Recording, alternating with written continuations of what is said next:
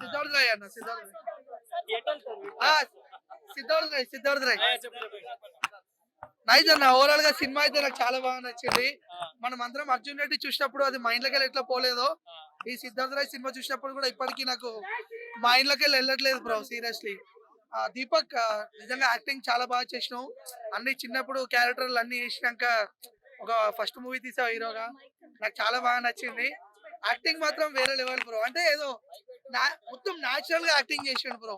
ఆ వైజాగ్ రోడ్ల మీద ఏంది బ్రో నువ్వు మెంటల్ ఎక్కిచ్చేసావు అసలు హీరోయిన్ గురించి. కానీ లాస్ట్ లో ఒక మంచి మెసేజ్ ఇచ్చినావు.